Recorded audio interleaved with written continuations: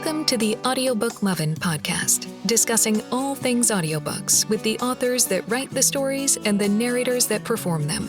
Brought to you by Viviana, Enchantress of Books. Hi, everyone, and welcome to Season 2, Episode 8 of the Audiobook Lovin Podcast, the first episode of the new year. And my guest today is narrator Desiree Ketchum. Welcome, Desiree, to the Audiobook Lovin Podcast. How are you? Hello, I'm doing well. How are you? I'm doing good, thank you. It's we're recording on a Monday, so it's a great Monday to have you here. So thank you for that. As far as Mondays go, I can't complain right now. So yeah, exactly. And this is going to air this Friday, so they'll get the bonus on top of that. So that's great. Oh, excellent! Some weekend listening. Yeah, and we're kicking off the new year with you, so even better. It's exciting. It is. But for those that may not know who you are, why don't you tell us a little bit about yourself, how long you've been narrating, and how you became a narrator? So, my name is Desiree Ketchum, and I've been narrating for just over a year now. Not very long at all. I'm still a baby in this industry. And how I got started was, it's kind of an interesting story, but I'll try to sum it up to the best of my ability. So I began as a blogger with the blog Unbound Book Reviews. I did YouTube reviews on the channel of the same name. And then I moved into exploring publishing, being an author, and I released 2 books. And naturally, because publishing is expensive, I was completely broke after releasing both my books. And I was really wanting to get it into the audiobook format, because who doesn't want to listen to their own words being narrated by other people? So I had no money. And one of my good friends said, you know what, why don't you try to do it? You've got a really great voice, and you wouldn't have to pay for your recording, obviously, because you're doing it. So you just have to hire a male narrator, and you could do that whenever you wanted. So I was like, I don't know, because nobody likes the sound of their own voice. But I figured, what the hell do I have to lose? So I did it, and I ended up really loving the process. So what I like to tell people when they ask me, how did I get into it, is that it's the dream that I never knew that I had. It was all of these different things that ended up leading me to what I really wanted, even though I didn't expect it. I hope that makes sense. And I hope I summed that up enough. Yeah, no, that's great. I think that, she tapped into something about being given the opportunity and just going for it. Yeah. Instead of letting our own fears and our own, oh, no one's going to like my voice, to kind of stop you from doing what you want to do, whether it's to be a writer or to start your blog or to, be a narrator or anything else in the world. It's just to kind of jump in there. Right. And it started off as a, what do I have to lose mentality. And then it went to, this is what I really want to do. Holy shit. I don't want to do anything else. This is it. Mm-hmm. And so I did everything in my power to research and get as much information and practice as I possibly could, practicing on my friends, practicing with my own voice, teaching myself how to edit and all of that good stuff. But I really dove headfirst, and I just kept falling more and more in love with it. And here I am now. Yeah, that's great. I think that, again, we live in a world where anybody can be anything. And I kind of wish that in high school, and I think I've said this before in other episodes, where they usually say, so what do you want to be when you grow up? Usually it's a doctor, teacher kind of thing, or nurse and stuff like that. And I'm like, why doesn't anybody say audiobook narrator or a writer, or a graphic designer or cover model photographer? It's like, there's so many different options. And the fact that we can discover that this is our passion, through one way or the other, is really good. It's kind of how I fell into a lot of the stuff that I did, was like, hey, I should try that. Okay, cool. Oh yeah, absolutely. Life is too short to just do something for the sake of doing it. I think have your hands in as many pies as you can to figure out what you like, what you don't like. Worst case scenario, they don't always have to become a career prospect. They can just become a fun hobby. And that's more things for you to do. And so, yeah, I'm all for trying everything at least once, or if something pops into your head, give it a shot. What have you really got to lose? Yeah, exactly. And I hope that our listeners take that into consideration this new year and just say, what would Desiree say? it a shot. In 2021, people, after 2020, life is too short. Have some fun. Do what you want to do. Have a good time. So you've been doing this now for a year. How does that prepping for a book process look for you? So what I usually do is I like to have the manuscript as early as possible. Of course, I don't always have control over this, but earlier means more time for prep for me. So what I'll do is first and foremost, talk to the production house, talk to the author to get any character information that I need. If, ages, accents, quirks, anything of that nature, so that I can have a better idea of the character going into the novel. And then what I will do after that is I'll section off chapter by chapter, and I'll usually do them in sections of about 5 or 10 to start off with. And I'll go through, highlight anything, notate different characters, make sure that any catalyst or any, significant point in the novel is noted. And then I'll usually start recording after that. I don't like to get my head too wrapped up into it, because I end up feeling like I kind of set myself back because I overthink it too much. And as long as I have a good idea of where the story is going for when I'm recording for that week or the following week, something along those lines, then I'm good. I don't like to go in and practice too much, because otherwise the performance itself ends up feeling forced. Okay. In situations where you're dual narrating, do you connect with the male narrator or the other narrator to kind of figure out that you guys are going to be pronouncing the words exactly the same, or how much of an accent? Yes. It's consistency is always incredibly important. So if you have one narrator saying a name one specific way and the other one saying another line, it's not going to sound right. So it's always crucial to keep in contact with your co-narrator if you're doing a duel or a duet, just so you guys can get on the same page, even with personalities of the character of, hey, I gave this side character kind of a bruh attitude. He's kind of a dude bro, because he's got a couple of lines or something and he wanted to have fun with it, just so they know. So it's consistent in both perspectives. Mm-hmm. And you obviously make those notes too, because sometimes that bro character in that first book can be the hero the next 3 books down. Yes. Yeah. Either an audio recording or even just writing down, I feel like just some of the characteristics of the tone that I gave one character is enough to spark it in my memory and go, oh, okay, that's how she sounded, or that's how he sounded. Do you have a ritual or routine before you settle down into the booth to start recording? Teas or strength vocals and exercises or anything like that? I work out because it gives me an energy boost. Then I will sit usually and meditate for just a couple of minutes, and then I'll do a little bit of vocal warm-ups for maybe 5 or 10 minutes. And I always bring in tea with me. Tea is a must. Yeah. What's your favorite tea to drink? I drink the coat throat tea. It's yes. It's like a sore throat tea, but it's just enough, and it doesn't taste horrible, because some of them, let me tell you, it tastes disgusting. Yeah, I think that's been a common conversation when it comes down to talking to the narrators, but even the listeners too. When we drink tea, we're like, oh, which one do you want? I'm like, oh yeah, no, that brand's not, or this flavor isn't. But those ones that are specifically for like the throat coating or just to relax yourself can sometimes make. I get the point, but can you make it taste better? Oh yeah, absolutely. Yeah.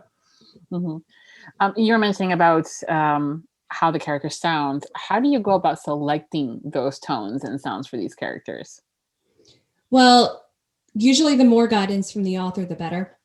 However, if the author is really open-minded and they are putting their trust in the narrators to really do what they feel is best, which has happened both ways, it's kind of fun because I get to, as I'm prepping the manuscript, I get to kind of explore the heroine and the hero and the side characters just a little bit more with my own personal touch to them. Because then I can wonder, I wonder how she sounds. Or does he really have, what kind of a gruff voice does he have? Because gruff can be very vague. And I think it's safe to say that it describes a lot of our heroes' voices, and we all love it, myself included. But there are different tones. Is it a timbre? Is it a rumble? Is it a growl? So there's a lot of different ways you can take a gruff tone. There's a lot of different ways you can take a sweet tone. So it's really just diving into the characters' personalities and getting their vibe and seeing what they're all about. That's one of the fun parts, I would say, of manuscript prep, is figuring out who these characters are and coming up with their own unique voice that matches the personality that the author has laid out, because it's a goal, I think, for every narrator to give the voice to the characters that matches what's in the author's head, or what was in the author's head when they were writing this character in this book. Yeah. Well, because as a reader, we kind of, I don't say that we all do, but I know for me anyways, when I read books, it's almost like a movie in front of me. Yeah. And so I can kind of hear the voices. And so when I started getting into audio, I was like, what if it don't sound like my head? Because, we're the author, as you said, shares and tells us, the readers, that this is what they sound like. You guys have done a phenomenal job with being able to give us exactly what we thought we were going to be hearing, or making it so much better that we don't care what we thought we were going to be wanting to hear. And we're like, you sound way better than what I was in my head. That's the best. Yes, that is the best. I'm like, thank you. Because it's like, no, totally killed it and nailed it. And as when it comes down to either the tones and stuff like that, do you make notes on like your Kindle to kind of give these things? Because back in the day, it used to be on the script itself. So when people think script, we're like going, oh, paper. I'm like, no, digital now. Is it like color coding, or is it more like, are you making notes? Like, I know sometimes you can do that depending on the software that you guys have, right? Color coding is generally the easiest way to go, because it's visual. It's right there in front of you. There's not a little tiny box that you could easily miss or have to click it. And it's just a longer time that you're on pause before you can pick back up again. Where if it's green, means it's this character, and you automatically flip the switch into that character. So color coding, I find, is the easiest and most efficient way.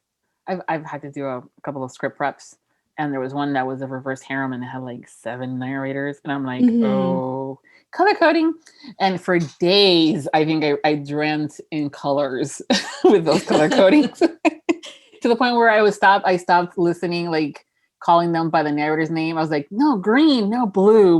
I'm like, oh, this is what it feels like to be a narrator from that perspective of prep work. I'm like, okay, give you guys higher preps, because it's not just, I think there's just a more involved, and I think there's a bit of misconception of what it's like to be a narrator. You just don't go in there and you're just like giving out the accents or this, not. There's a lot of prep work that goes into it.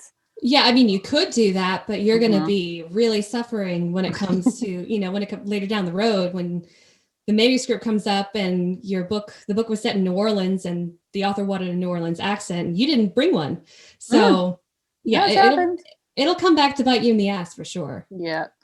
What is a misconception that you've learned in this year of you being now a narrator, that of the industry or of being a narrator, when it comes down to the job, that you would to be like, no, this is not how that is?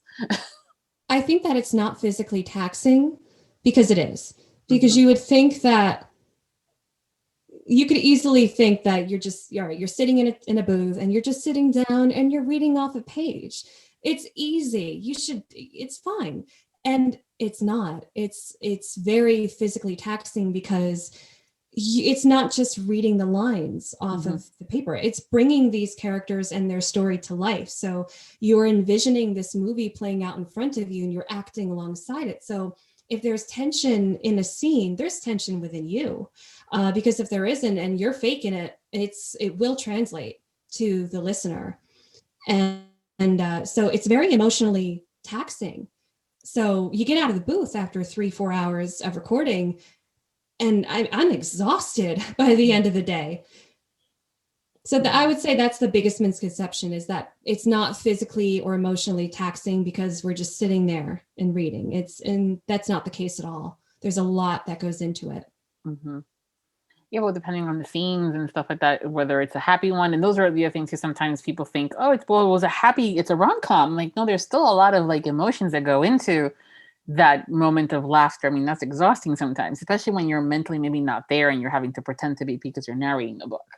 Right. So I mean, for that amount of time when you're in the booth, you're not you anymore. Mm-hmm. You're whoever you're voicing. So it's important to read as if you're in their eyes, because that's what the listener is hearing. They're not hearing you read the book. They're hearing this character's thoughts, and you're listening and seeing everything through her eyes metaphorically.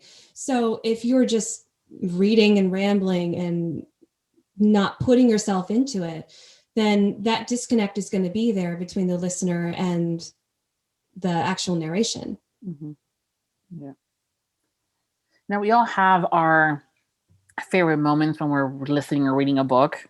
As the narrator, is there a scene that you just love to narrate? You know, when it comes down to romance, you're going to have those moments of highs and lows and angst and arguments and bantering and stuff. What's your favorite scene to narrate usually? I love tense and angsty scenes.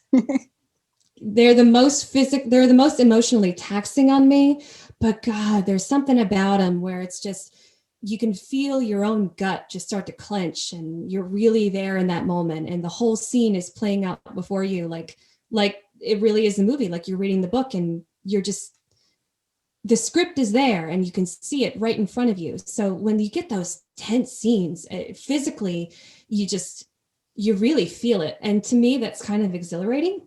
I don't know if I'm a glutton for punishment or if I'm a masochist in some way, but I like that feeling, that tense feeling. Mm-hmm.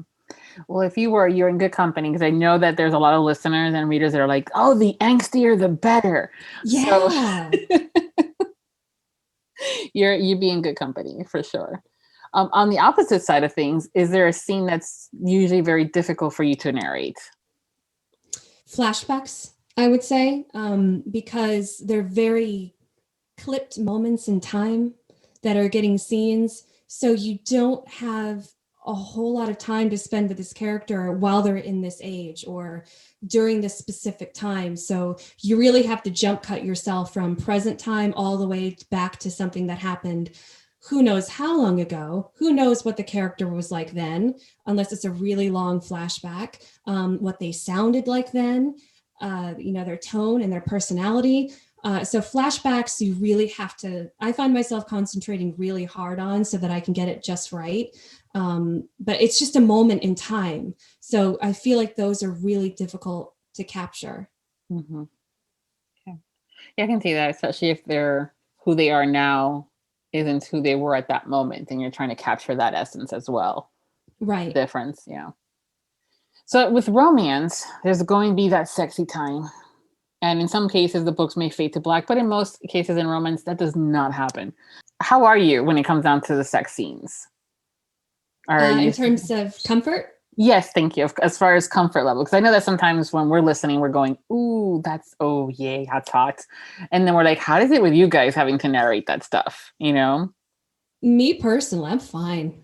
I'm completely fine with it. It's, you deliver. If you're saying, oh, baby, just like that, what's the listener going to think about that? Is that really convincing them that this hot guy is rubbing up all in her, business in all the right places? Is that really, are you really conveying that right? So no, I make it my aim personally to deliver. Mm-hmm. If this guy is doing this girl good, I want it to sound like it. And you record at home, right? Yeah. Yeah. See. Sometimes I wonder if when it comes down to being like at a studio, I know that we've heard stories where the engineer is there, or you have a director, and sometimes those scenes, you guys tend to have fun with them and mess with them. Mm-hmm. But it's always good. It's glad. I mean, I think sometimes we can tell a little bit that there might be a little bit of like discomfort, or for a moment we're going, damn, she was really into that, Yeah. So that's good. So it's a good thing. And you have yet to read anything that makes you go, oh, okay, about that. I think there was maybe one scene that kind of threw me off in terms of the good old sexy times. And there just the one, I think. It just took me a minute because I laughed for a couple seconds. You laughed? Yeah, it involved a cabinet knob. Mm-hmm. And the other one had a golf club, I believe. Oh, okay. So I believe I haven't, it's been a long time since I've read this book, since I recorded it, but Mm-hmm. it was just kind of like, okay, I giggled a little bit. I mean, it's pretty unconventional. So I giggled a little bit and then I got over it and delivered. Yep. Mm-hmm. Well, I think that that's one of the things that I personally love about the romance genre is that we are allowed to discuss topics that are a bit more taboo elsewhere, inclusive of sex, and able to discuss things that we like, what we don't like, how often, how not often, and be able to say, that might sound interesting. We should try that Right. one day. So, or discover that you might be really into something like that Right. and did not know about that beforehand because you didn't know that that was something that was available. Right. I mean, if I giggled in these couple of scenes, but I mean, for all I know, there were several people out there who listened to that scene and went, fuck, that's hot. And, Mm-hmm. you know, that's more power to you. It's a subjective thing, whatever Mm-hmm. floats your boat. For Yeah. me personally, I giggled a little bit. I couldn't help it because it was different Mm-hmm. for me. Yeah. Well, I think it's one of those when you're also in the moment of reading it and you're going, wait, what? Because I think that that's kind of like how, like for these interviews, I have the questions in front of me. So I can only imagine the same thing as far as having the book in front of you when you're reading and then you're kind of in the moment and you're going, wait, what is being used? Hold on. Yeah, it was a double take moment for sure. Yeah. So it's okay, which is great, which is why we have editing. Yes. You know, in this lovely magical world of audio that we do. Yes. And most of the time this comes up during prep. So your initial reaction comes up when the microphone is not on. So you're kind of at liberty to just get it out, however you're feeling about that scene, and then get back into the game, get your head back in the game once you sit down in that booth. So prep is also good for that reason. The other thing that we love about audiobooks is the ability to hear different accents that the narrators can provide us with in our lovely earbuds or however we're listening. Do you have a favorite accent to perform? I love doing Southern accent, a light Southern accent, like a Texan accent. It's very nice, you know. There's something about it, that Georgia peach lilt to it. Yeah. That was horrible, of course, because I'm out of practice. But when I have a character coming up, like with Playing with Fire by L.J. Shen, this is set in Texas. So the heroine, Grace, she has a very heavy Texan accent, very much like Renee Zellweger. That was my reference point of Renee Zellweger, where it's not overly heavy, but it's notable. So when you're really into it, there's something very relaxing about doing a Southern accent. Being a Northern girl, it goes against everything I know about speaking. But once you get into it and you really feel that Texan heat, I don't know, it was nice. Yes. I think that Southern accents are one of the ones that, from an American perspective, aside from those that are abroad, right? We're like going, nice Cowboys, yay! And do you ever get stuck on the accent? Like, do you carry it out the booth for a little bit or through it when you're doing? I have, especially with British. I love a good British accent. I mean, who doesn't? But it'll show in my words a little bit, and definitely during the Southern, because my husband will point it out because it's very unusual for me. I'm from Jersey, so my Jersey accent will slip out every once in a while, and he pretty much doesn't acknowledge that anymore. He's used to it. But when, you know, honey, can you grab me the pan from out of the drawer? He'll be like, pen, get me the pen. You said pan. I'm like, no, I didn't. Boys. Now, the Southern accents are, to me, I've learned a bit tricky in the sense of, because we're very particular about, is it a Georgian Southern accent versus a Texan Southern accent? Because there's a slight difference there. Yes. I mean, Southern accents, just like Northern accents. I mean, I'm from Connecticut. We don't have what I would consider an accent, but then you've got Jersey, you've got New York, Even Rhode Island has a slight accent, then Vermont, New Hampshire. Then you get down south and the Texan accent is going to be completely different from a Louisiana accent, even though they're only a few states apart. Region is incredibly important to pay attention to. Just telling somebody it's a Southern accent, well, then you've got like 15 different accents to choose from, if not by state, then at least a region is good, but state specific is usually best. Yeah. Even Connecticut, you guys, there's a little bit sometimes of a little bit of it, that northern, there's something I can't pinpoint it because I visited Connecticut a few times and I have family up there. And it's one of those sometimes where I hear it, I'm going, okay, it's almost like, I can't even pinpoint it, but there's just something in the way that it's the talk is, or the cadence it might be too. But yeah.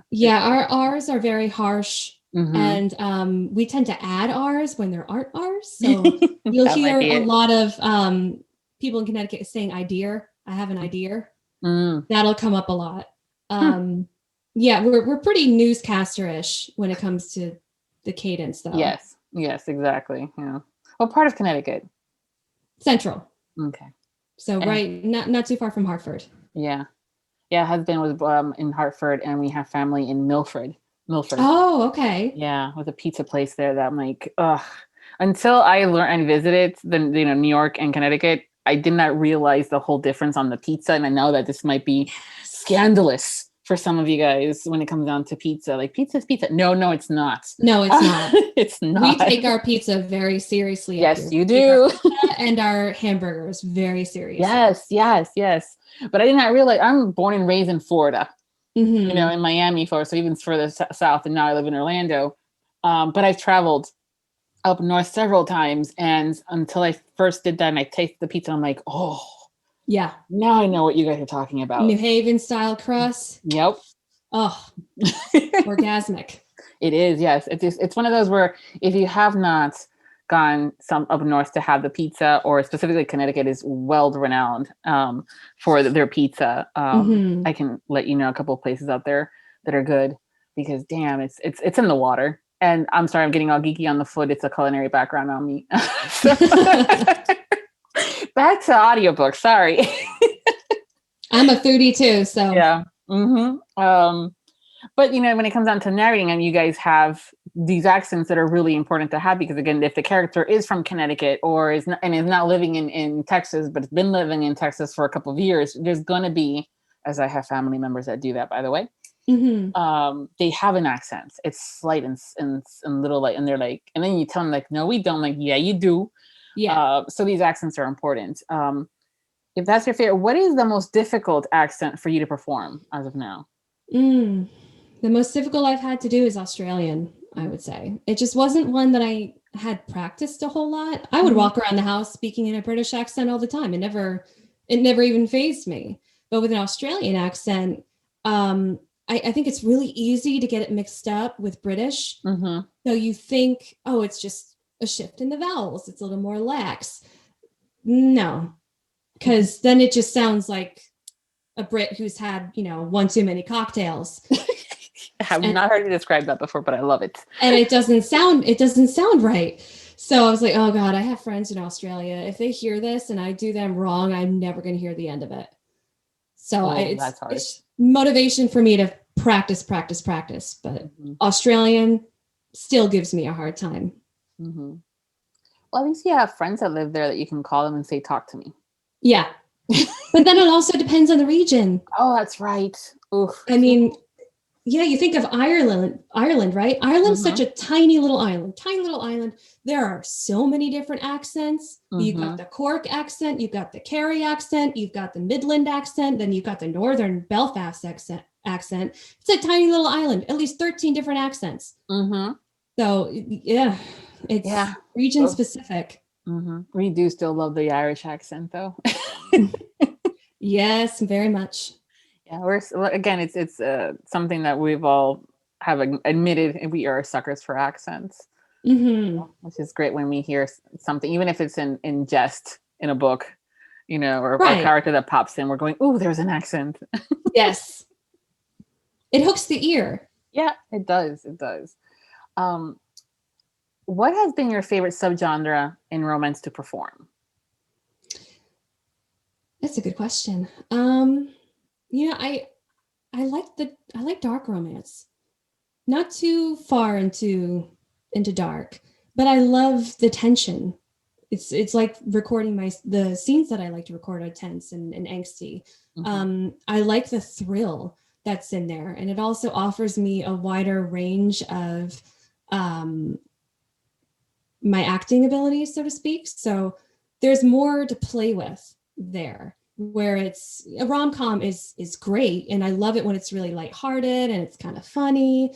But then when you get into something darker and there's that hidden tension, that's the underlying tension that's throughout the whole book up to a certain point when it all leads to something, there's just an aspect about that really I really like it.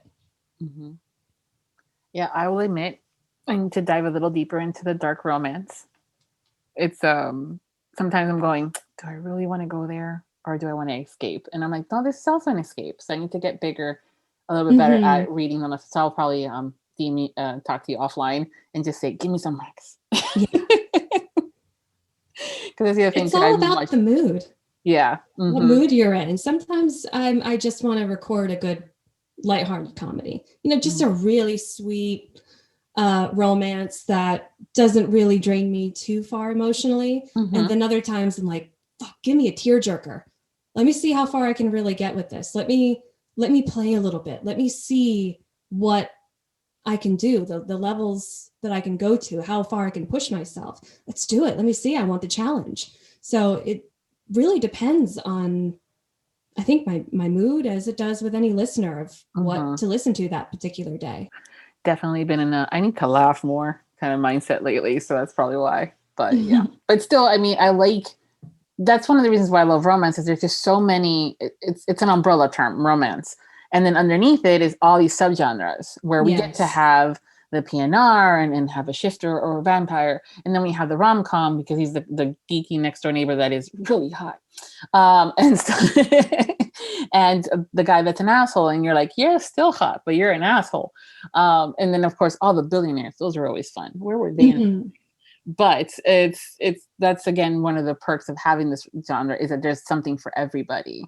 Right. There are so many subgenres, which I think is the big misconception that people have with regards to romance. So people who don't read romance just think 50 Shades of Grey. Yes. And you're like, well, technically that's erotica, which is a subgenre of romance, but it's technically a genre all of its own. No, there's about 20 different subgenres of romance that you're leaving out by just referencing this one book. Yes, that is true. And also sometimes it seems like there's more subgenres kind of popping up. I mean, a few years ago, you would have never thought that new adult was a subgenre, and things like that. And now we have all these different things that are popping up. And as the years continue to grow, there's somebody else that will say, hey, let's label this. Oh, yeah. So I'm like, okay, I remember a few years ago when the stepbrother. Oh, yeah.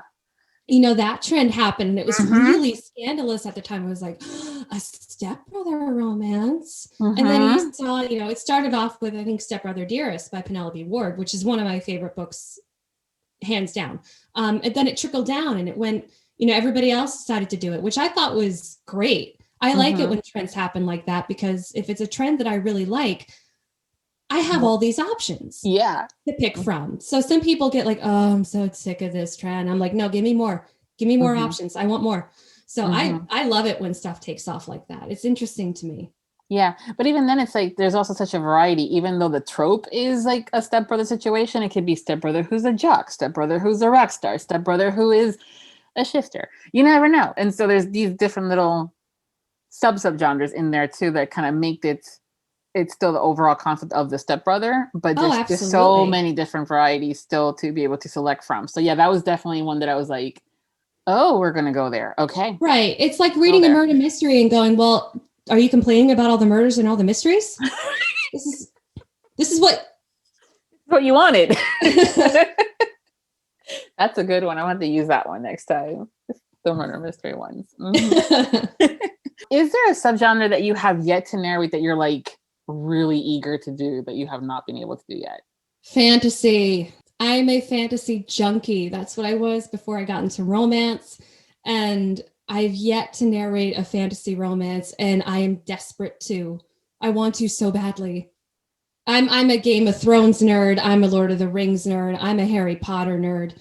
I love having all of those elements to play with because it's a whole world of its own. Mm-hmm. And, not that reading a romance isn't, but these are worlds with, it's different lands we've never heard of, religions we've never heard of, creatures we've never heard of, magic.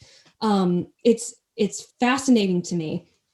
And then you add romance in it and it's like, well, what are you going to do? Ruin a cake with whipped cream? You got two of these great things together. It's like, yes, please give me more, please. And thank you. Exactly. Yep. That's true. Yeah. Fantasy is definitely one that it's a lot of world building, and there's just so many different options and abilities. And it's definitely one that I like to jump into when I definitely want an escape. Yes. Because it's the ultimate escape. Yeah. I'm like, dragons and magic. Yes, please. Mm-hmm. And hot. Yes, please. But that's good. I think sometimes that genre gets not the most love in some cases. Mm-hmm. But I know there's a huge following and fandom for fantasy romance. And so I'm hoping that it continues. Every year something new comes up, and it's like almost like the different colors on the palette. This year it's going to be gray and yellow, and this year it's going to be vampire shifters and this and that. So it all shifts and ebbs and flows. I saw some more PNR romances. That would be good. Because I just don't think they get as much love as shifter romances or not shifter romances, contemporary romances. Yes. And, they're amazing. Trust me, I love them all. But having, variety is the spice of life. So throwing in highlighting some shifter romances or some PNR or some fantasy romances. I also feel like they're very intimidating genres to step into as an author. There's a lot of pressure for world building and making sure that your world is unique enough, but it's not so unique that the reader can't connect to it.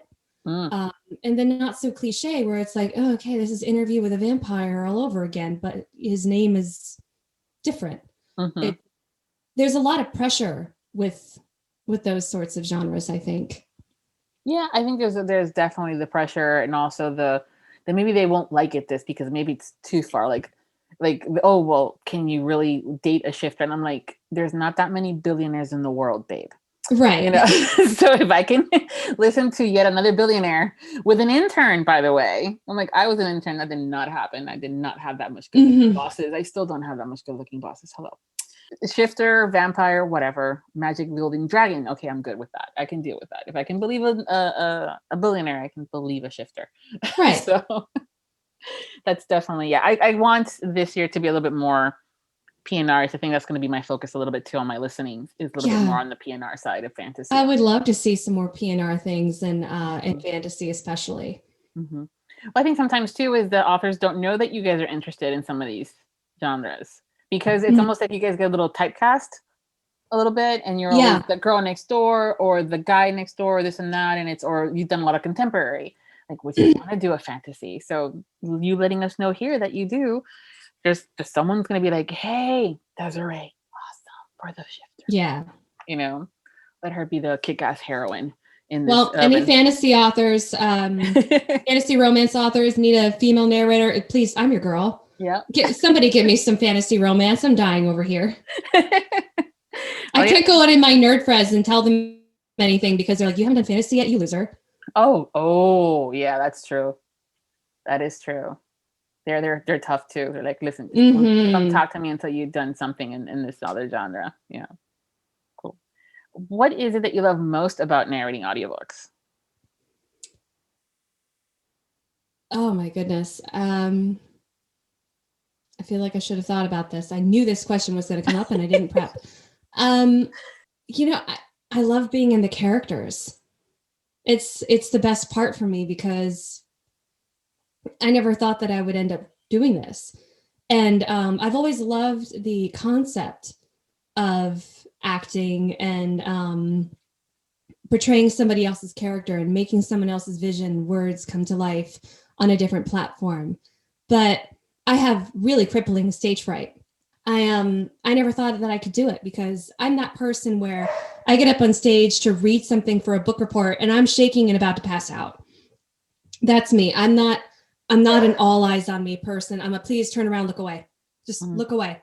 So the fact that I can be in my own solitary environment and feel very comfortable and be able to bring these characters to life, it's like perfect for me. So there's something about stepping into these characters' worlds and their minds, in their heads, in their hearts, that resonates with me on a very deep level. That's good, because I think sometimes we get that stage fright, and we also don't even think of that for you guys as narrators, because we're going, you're performers. You're giving us all this stuff, and then we're like, oh, that's right, she's in a tiny box. Right. She's not in there. That also kind of leads to my other question that I was about to ask, is that with social media, we put ourselves out there and we're taking photos and we're showing our dogs or the books that we're narrating and things like that. And we sometimes get to know the person that way, but we don't really know the person, as we think that we do, or as much as we can, because you guys are showing us and we're showing you, everybody else, are the best side of us at the moment. So what are 3 things that people may not know about you? And I think that, besides that stage crippling anxiety, I'm a workout junkie. Mm-hmm. I love working out. I'm also a massive video game nerd. I'm a big time gamer. Final Fantasy VII, my favorite game of all time. It's what inspired me to start reading. It's what inspired me to start writing. And I think what ultimately led me to narrating. And what's the other thing? I'm a crazy cat lady. I have 6 cats. Yes. And I say yes because that's awesome. I love cats. But usually when people hear that I have 3 cats, but like 5 dogs, they look at me weird. And I'm like, what? Yeah. I have a dog too, and I love her. But my cats are like, I'm a crazy cat lady. I'm just thankfully married. No, cats get a bad rap. They do. They can be so sweet. Are yours emotionally, or do they show attention and stuff like that? Because that's the other thing too, so that you have one or the other kind of cat. Oh yes, all of them. Okay, good. One of them, Calypso, she likes to hang out on her own, but she's very goofy. She's got a really big personality. She's just if you pet me when I want you to pet me, and if I don't want you to pet me, I'm going to kill you. That's her, but she's cross-eyed, so you can't take anything that she does seriously. Oh my God. So if she swats at you and she's got this big dopey look on her face because she's cross-eyed and she's really fluffy. She's a domestic long hair, but she's got these big crossed eyes. So she just looks like a cartoon character. So you can't even get mad. You're just like, how can I take you seriously? I don't even know what you're looking at.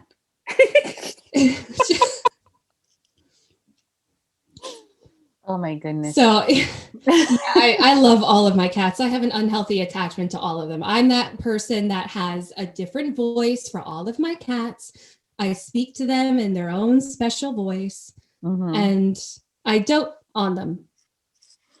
Well, they're creatures and they deserve love. Absolutely. And they deserve our attention. How is that though, recording?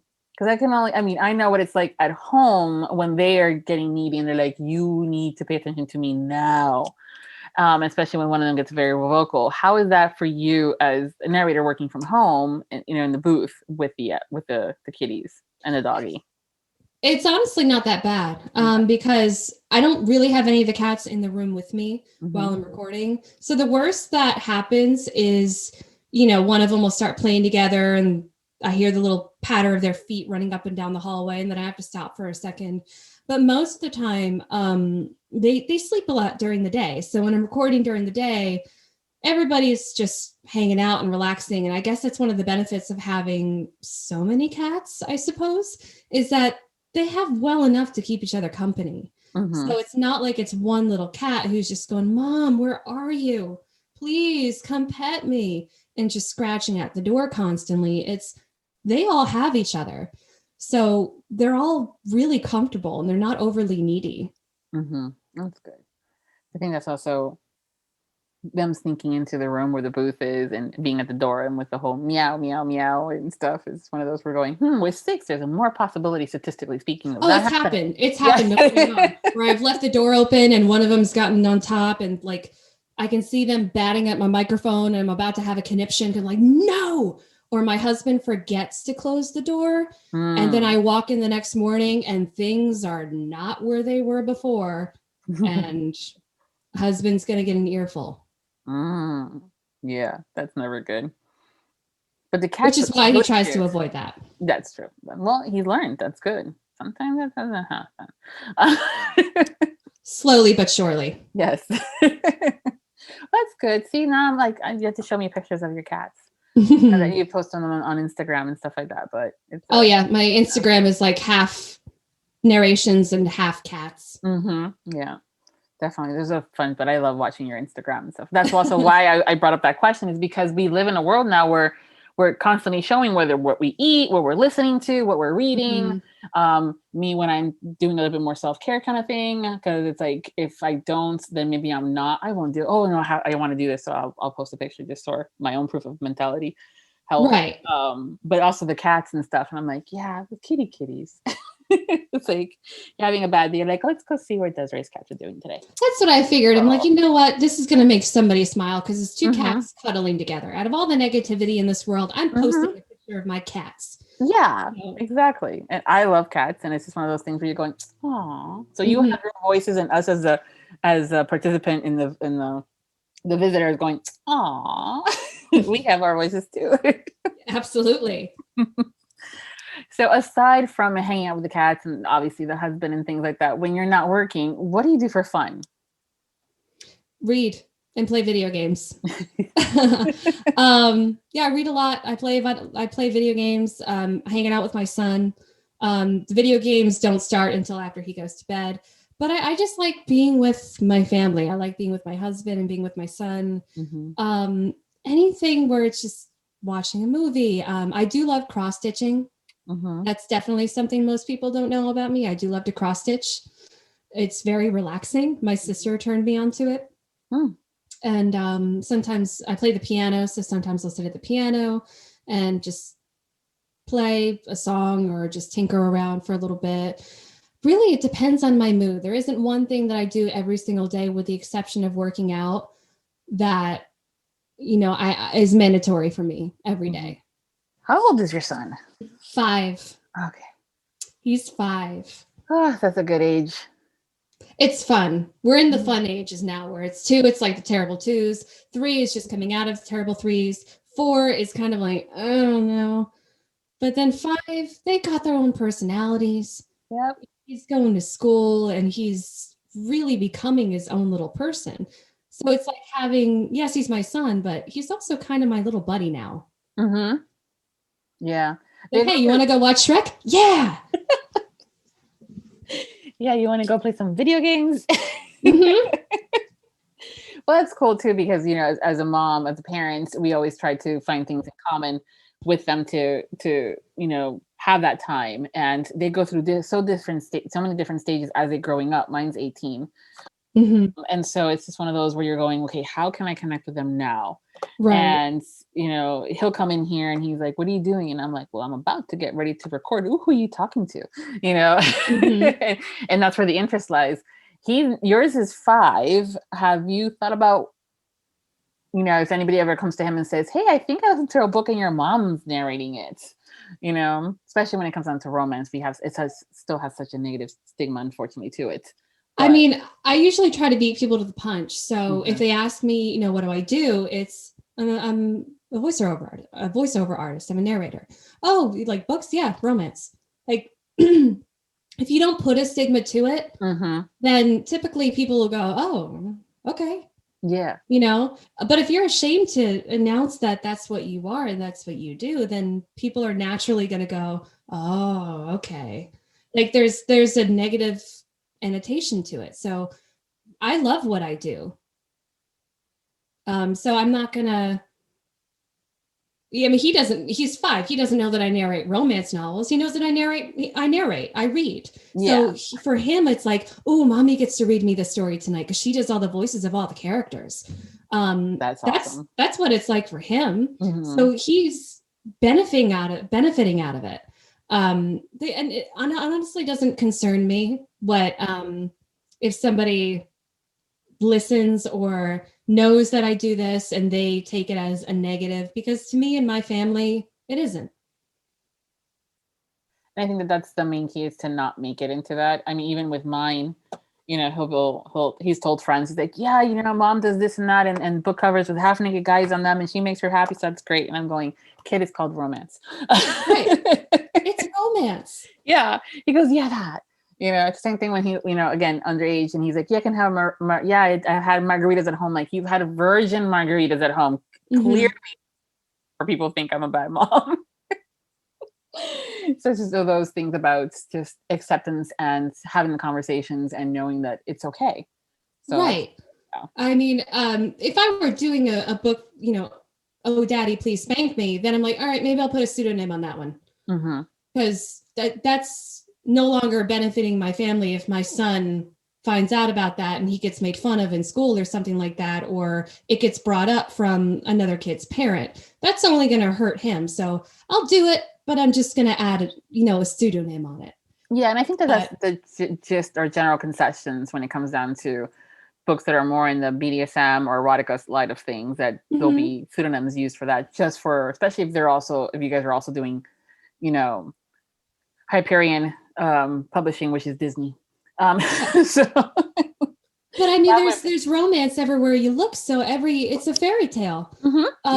We just there's a little bit dirty. It's just a little dirtier. Yeah, it's a little more sexy time. Got some real life into it, you know? It's more realistic than a guy walking into a forest, seeing a girl in a coffin and kissing her corpse.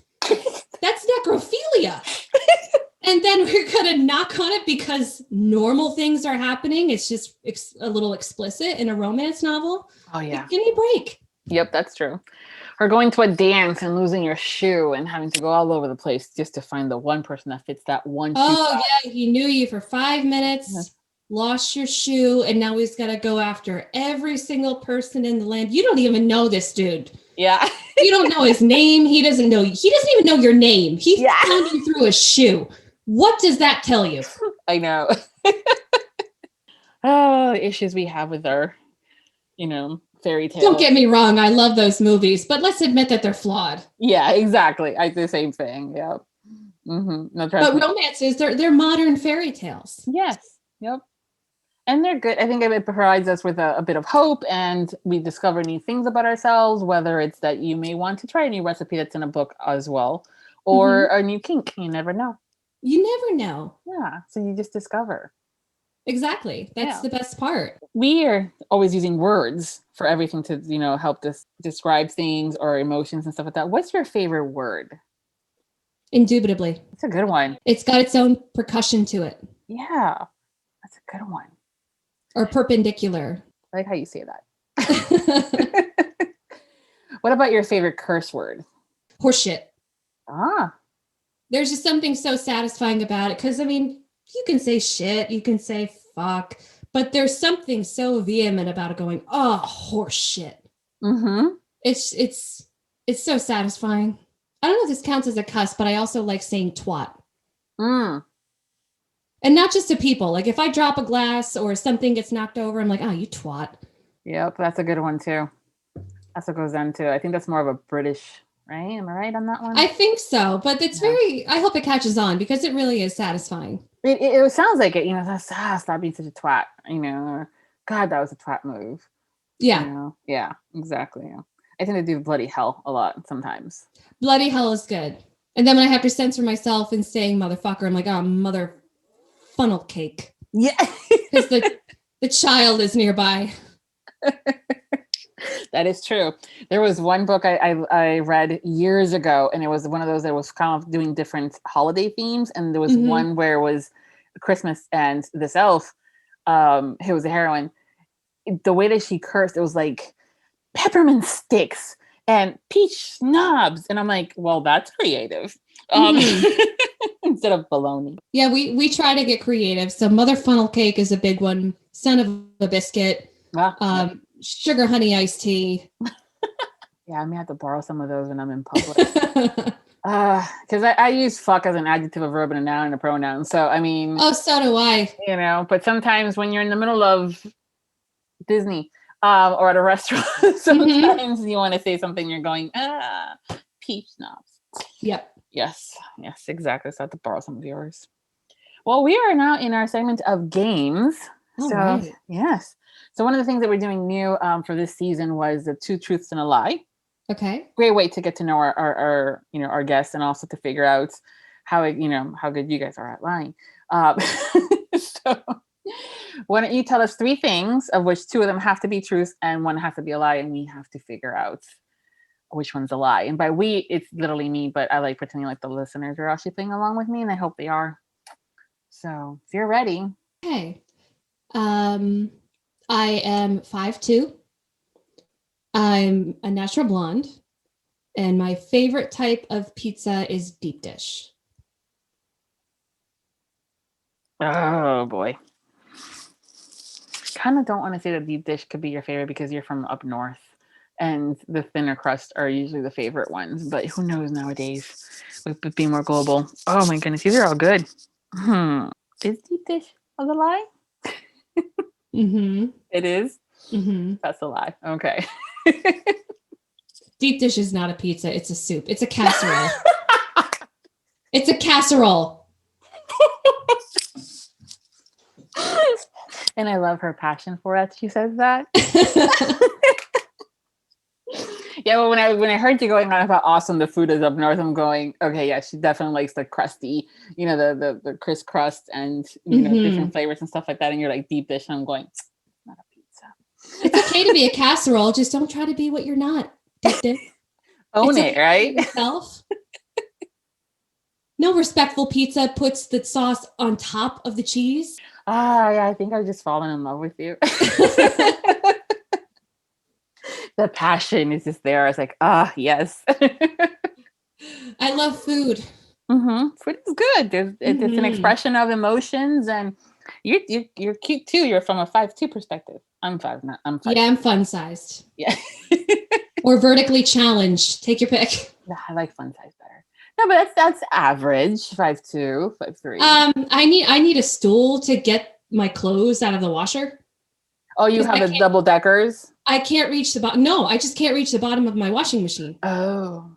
Because it comes up to like chest level on me, just the washer. So I have to get a step stool to reach all the way down to the bottom to get my clothes and put them in the dryer.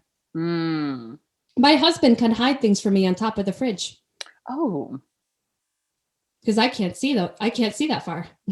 That's funny, but mean at the same time. We have a liquor cabinet that would be liquor proof if I didn't have the wherewithal to get a chair and climb. Oh goodness. Because that's what I need to do.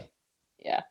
Well, see, I'm 5'7", and so I've always liked to do the heels and stuff like that, but I've always felt like I'm too tall and I'm not off balance for them. And my mom, who was like 5'2", 5'3", was always rocking them. I'm like, see, if I was as short as you, then I could probably rock them better. Tall women or women above average height wear the heels. Your legs are miles long. It looks amazing. Yeah. I think it's me and my balance kind of thing. I'd rather have the chunky boots. But then again, that goes into the goth girl that I used to be.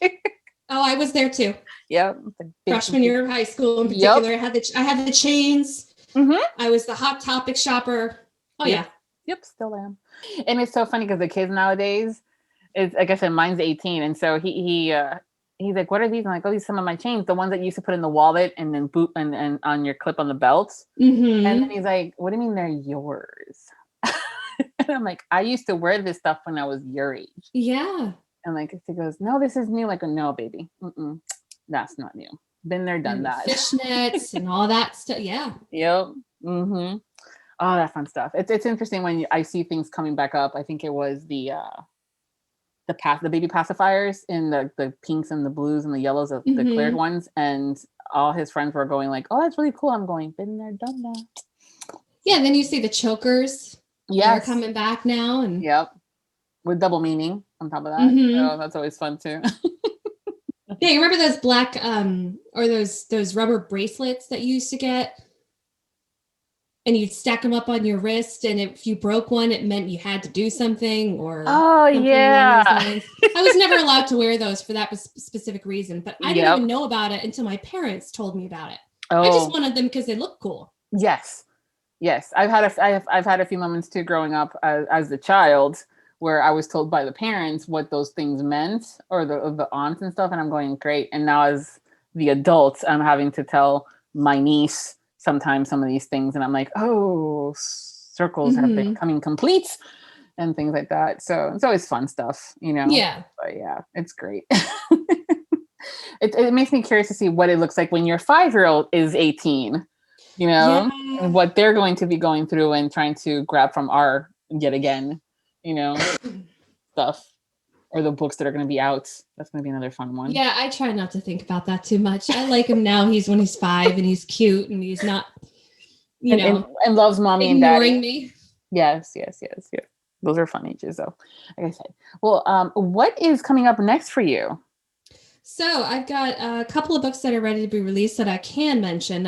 One of which is, and I'm really excited about this one because I've been dying to work for this author. She's one of my favorite authors. It's The Girl in the Love Song by Emma Scott. I love Emma Scott. So when she asked if I wanted to do it, I just jumped up and I was so giddy. But so I've got that one coming up.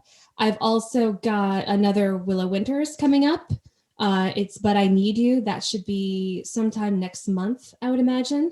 And then a couple other ones that I'm technically not allowed to announce, sadly. I love that because it keeps it mysterious, but at the same time I'm going, I want to know. Some of us actually keeps calendars as to what releases are coming out when, or at least our narrators, what they're, potentially coming out that month. As soon as I get the clearance to announce it, I usually do. Yes. I will say that the project I'm working on now is the longest one I've ever done, where it's one perspective and it's shaping up to be around 12 hours. It's a big one. Yeah.